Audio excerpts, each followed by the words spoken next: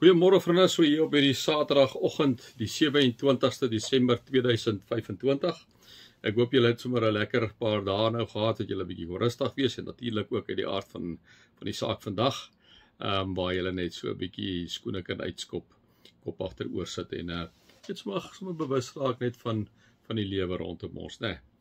Mense het baie keer min tyd om so 'n bietjie te dink oor die lewe, en miskien is hierdie tyd het ou sommer so 'n bietjie kan bestek opname neem en so aan.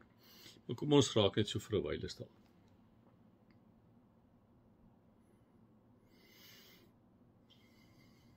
O Heilige Gees, dankie dat U deur Jesus gestuur is om onder ons te kom woon, U self God. Weereens te groot vir ons klein menslike verstandjies, Here.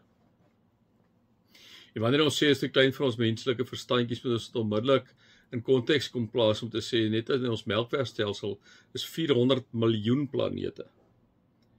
In die son pas daar 930.000 aardes in. Here is die oomblik wanneer ons wil begin dink, ons raak grand om te dink dat ons nou vir U kan verduidelik aan mense en vir U kan kom vat en dan kom sê, maar dit is nie moontlik vir U nie, dan moet ons in skaamte ons koppe laat sak en sê, Here vergewe tog ons met ons piep klein verstandjies, wat enigstens dit waag, om U te bevraagteken. Here, en daarom is dit so wonder dat U juis in hierdie tyd kom, U self kom gee in die vorm van 'n mens. Here, sodat ons iets van die grootheid kan besef, want ons is net te klein. Dankie Here dat U self klein geword het, sodat ons met piep klein verstandjies iets van U kan besef en beleef in Jesus Christus. Dankie daarvoor. Amen. Vriende, mag daar vir julle genade en vrede en oorvloed wees, omdat julle God ken, Jesus ken en die Heilige Gees ken. Ja, maandag begin ek nou by Kolossense. Ek gaan nou vandag die laaste stukkie sommer net vir julle lees uit die Bybel uit, en dit gaan oor daardie gedeelte 8 dae nadat Jesus gebore is, staan daar.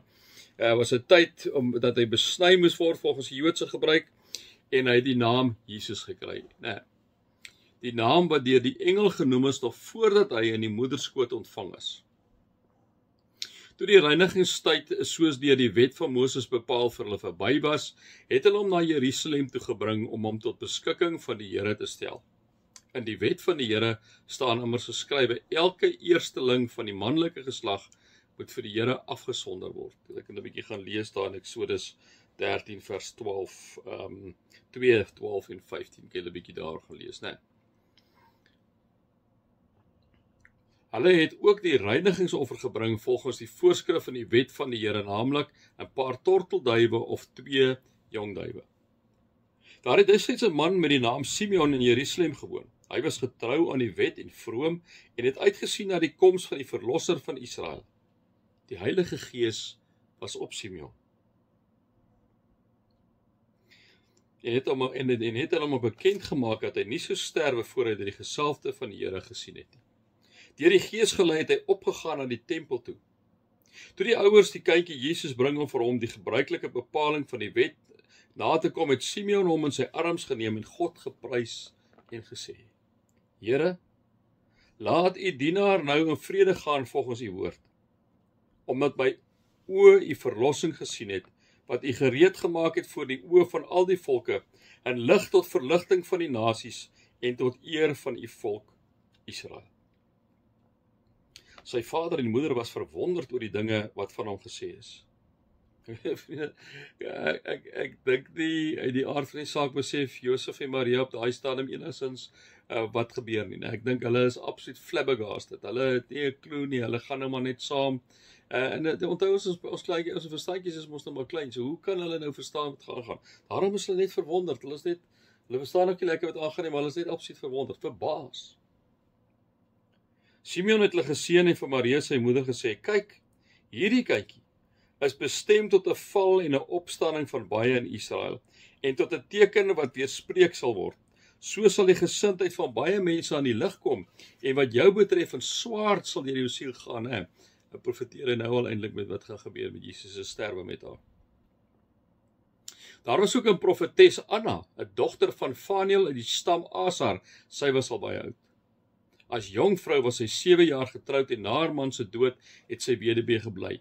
Sy was nou al 84 jaar oud. Sy het nie van die tempel af weggebly nie en het God dag en nag gedien deur te vas en te bid. 'n Ongelooflike voorbeeld wat die profetes Anna stel, dat sy die hele tyd by die Here was. Dis die plek waar sy wou wees. Juis op daardie oomblik het sy nader gekom en God gedank en oor die kindjie gepraat met almal wat na die verlossing van Jerusalem uitgesien het. Toe Josef hulle alles nagekom het wat die wet van die Here voorskryf, het hulle na Galilea toe teruggegaan en hulle eie dorp Nasaret. Die kindjie het gegroei en sterk geword en hy was vol wysheid en die genade van God was op hom. En mag julle God se liefde ervaar, sy genade ervaar en sy teenwoordigheid ervaar. Amen.